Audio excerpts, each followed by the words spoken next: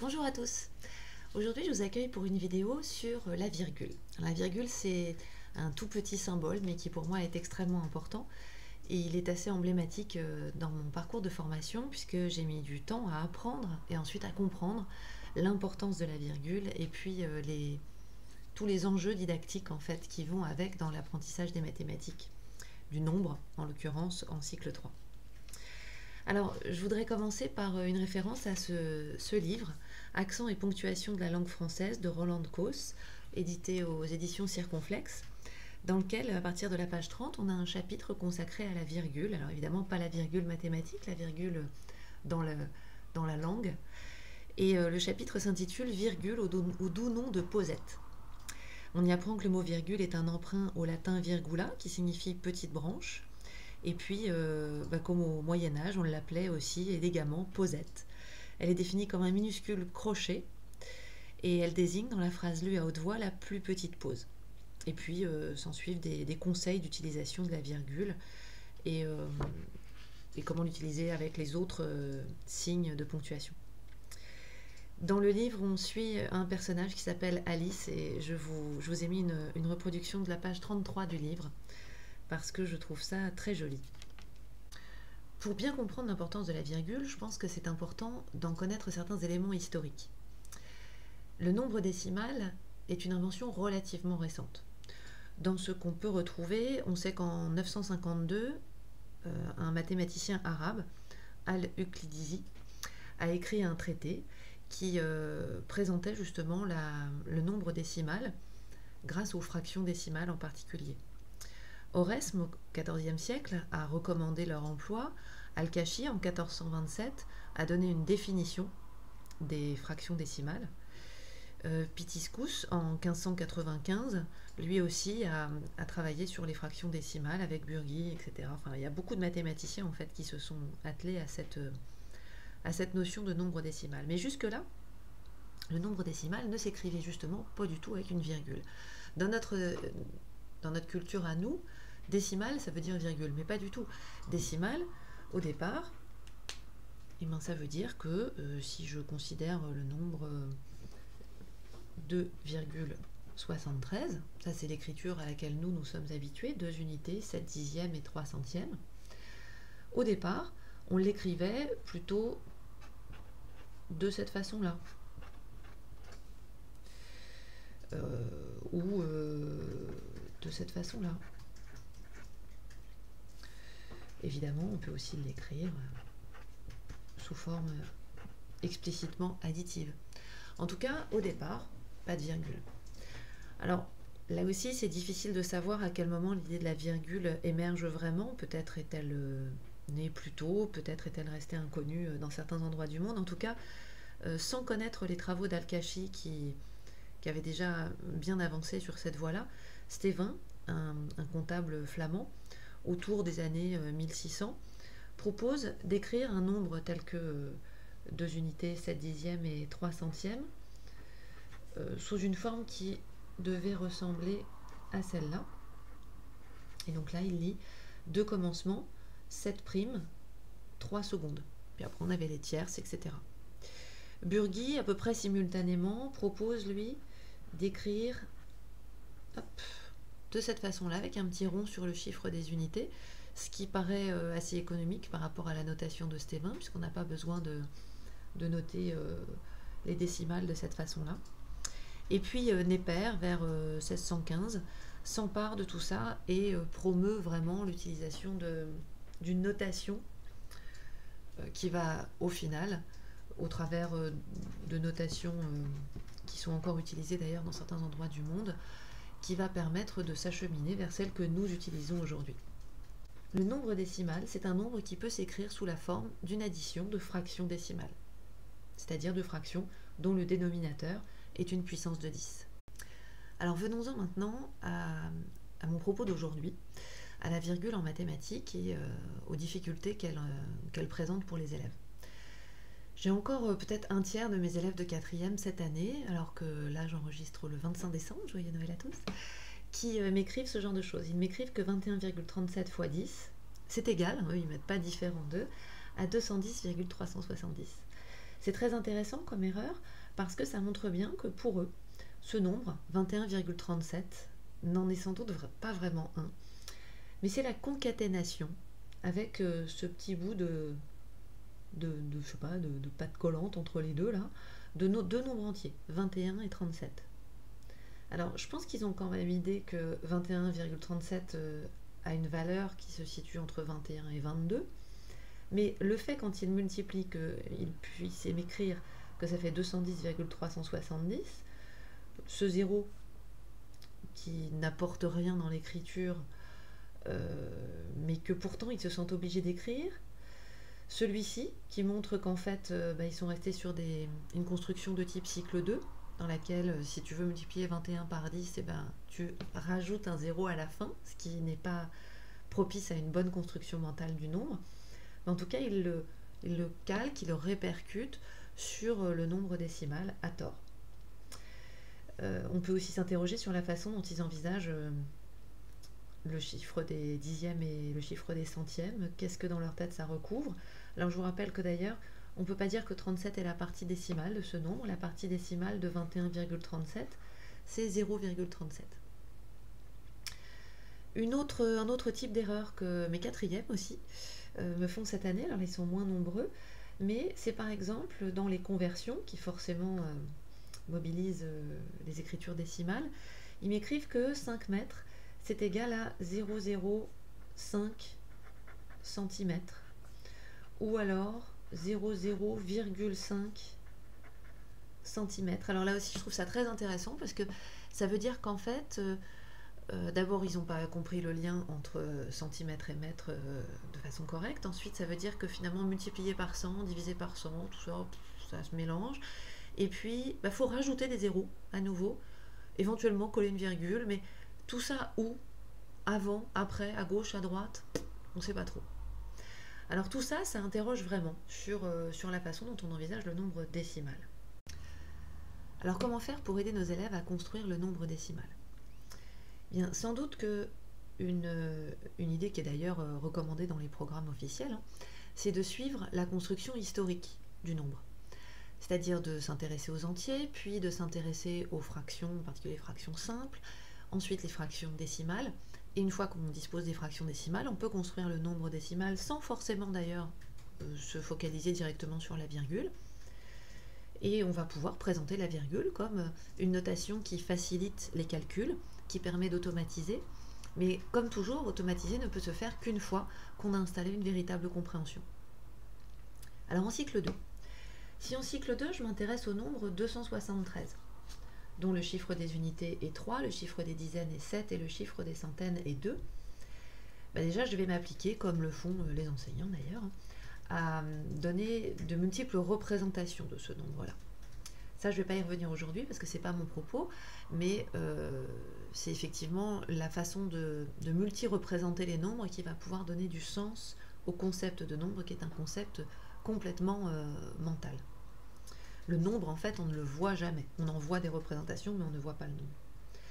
Si je veux multiplier par 10 le nombre 273, eh bien en cycle 2, je ne vais surtout pas dire aux élèves « t'écris un 0 à la fin » ou « tu rajoutes un 0 à la fin ». Rajouter un 0 à la fin, c'est encore pire, parce que rajouter, normalement, c'est additionner. Je vais plutôt expliquer que si je multiplie 273 par 10, je n'ai plus 273 unités, mais j'ai 273 dizaines. Alors j'ai plusieurs façons de voir les choses. Soit je me dis que du coup 273 dizaines, ça veut dire que la suite 2, 7, 3 se cale de sorte que le 3 soit le chiffre des dizaines, et je vais inscrire effectivement dans le rang des unités un 0, puisque le chiffre des unités ça va être 0. Mais là je donne une raison pour laquelle j'écris un 0 à la fin du nombre. Soit je vois encore les choses différemment en disant que 273, si je le multiplie par 10, eh bien ça signifie que le chiffre des unités va devenir le chiffre des dizaines, le chiffre des dizaines va devenir le chiffre des centaines, le chiffre des centaines va devenir le chiffre des milliers, et ça correspond aussi à un décalage effectivement, mais vous voyez que ce qui se décale, ce sont les chiffres, naturellement. Ce n'est pas le tableau de numération que j'ai fait qui se met à bouger. Voilà. Alors c'est vrai que l'effet est le même, je suis bien d'accord que l'effet est le même. Le problème, c'est quand on va arriver en cycle 3, les constructions procédurales, disons, avec des stratagèmes du style tu décales par-ci par-là et puis tu décris un zéro au bout et ainsi de suite, eh bien ne vont plus être valides et elles vont amener des élèves de 4e à écrire à leur professeur de mathématiques que 21,37 x 10 c'est 210,370. Alors, au cycle 3, si hop, je m'intéresse au nombre obtenu en me plaçant ainsi, donc le nombre formé de 27 unités et 3 dixièmes, ce que je vais écrire au départ 27 plus 3 dixièmes, et je vais rester longtemps sur cette écriture-là pour faire comprendre justement aux élèves ce que ça veut dire. Je vais commencer déjà par le représenter de plein de façons différentes. Avec la droite graduée, avec plein de représentations qui peuvent mobiliser du matériel. Et puis, à un moment donné, on va se poser la question quand même, à force de décomposer, recomposer ce nombre, on va le décomposer, recomposer de plein de façons différentes. On va pouvoir écrire aussi que c'est 2 fois 10, plus 7 fois 1, plus 3 fois 1 dixième. Voilà, on va écrire des tas de choses dans ce style-là. Je vais m'intéresser par exemple au fait de le multiplier par 10. Et si je veux le multiplier par 10, et bien là, le travail aura été fait en cycle 2. Donc moi, je vais pouvoir me concentrer justement sur le fait de faire surmonter les obstacles aux élèves liés à un nouveau type de nombre, plutôt qu'en plus à devoir déconstruire des représentations fausses à cause de ces stratagèmes pour reconstruire dans le bon sens. Donc là, je vais pouvoir dire par exemple que le nombre 27 plus 3 dixièmes, si je le multiplie par 10, qu'est-ce qui se passe? Eh bien, je vais décaler mes chiffres vers la gauche. Hop. Donc là, avec le glisse-nombre, évidemment, ça se fait très bien. Là, c'est l'équivalent. Puisque le chiffre des unités, qui était 7, va devenir le chiffre des dizaines. Ou bien, si vous préférez, la partie entière, le 27 unités, va devenir 27 dizaines. Et puis que la fraction que j'avais ici, j'avais 3 dixièmes. Mais 3 dixièmes multipliés par 10, 10 dixièmes, c'est une unité. Donc 3 dixièmes, 30 dixièmes, ça me donne 3 unités. Et ça me donne, 273 unités. Et ça, on va travailler longtemps là-dessus. On va travailler longtemps là-dessus pour que les élèves comprennent en particulier le fait que 10 dixièmes, c'est une unité. Parce que ça aussi, c'est pas du tout évident pour les élèves. Même chose pour diviser, dans ce cas-là, simplement on va décaler les chiffres vers la droite. Alors vous voyez que ce sont clairement les chiffres qui se décalent, mais ils ne se décalent pas pour se décaler, ils se décalent parce qu'ils prennent de nouveaux rangs. C'est ça en fait qui est important, c'est cette idée que ces chiffres prennent de nouveaux rangs parce qu'on multiplie par 10 100 000, on divise par 10 100 000. Si on veut absolument coller une virgule là-dedans, parce qu'à un moment donné il va bien falloir faire parce que ça fait aussi partie quand même du programme que d'apprendre aux élèves l'utilisation de l'écriture décimale. Hop. La virgule, voilà. Bon, je trifouille un peu là. Évidemment, elle est en fait portée par le rang des unités.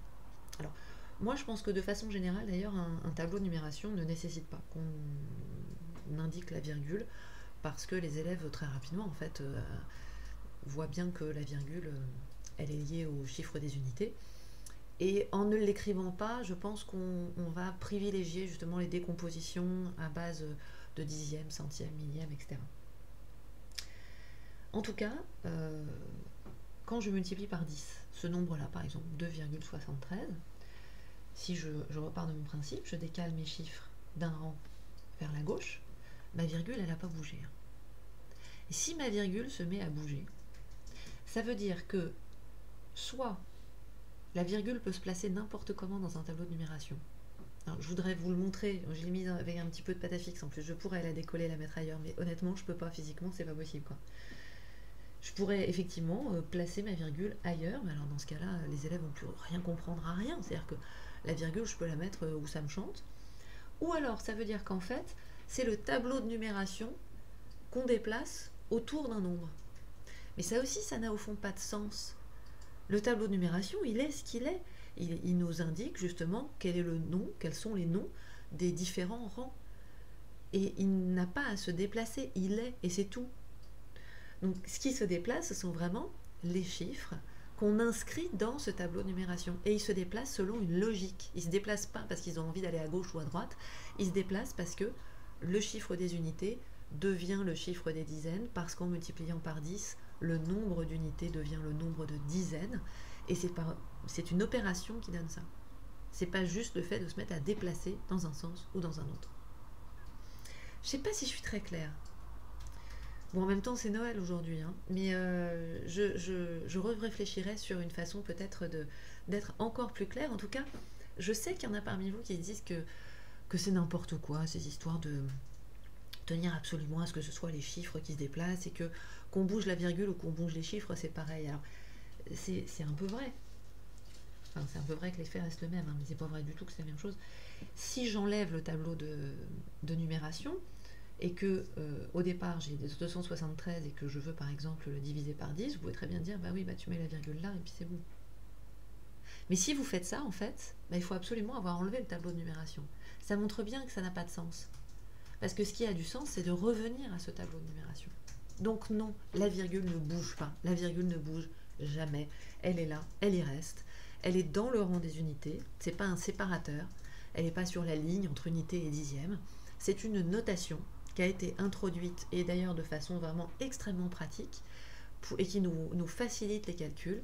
Mais il faut absolument que nous nous battions au quotidien pour que nos élèves construisent du sens là-dessus, parce que sinon, eh bien, nous les mettons dans une situation de difficulté alors qu'ils vont construire des apprentissages de plus en plus complexes et que ces apprentissages seront bâtis sur du sable.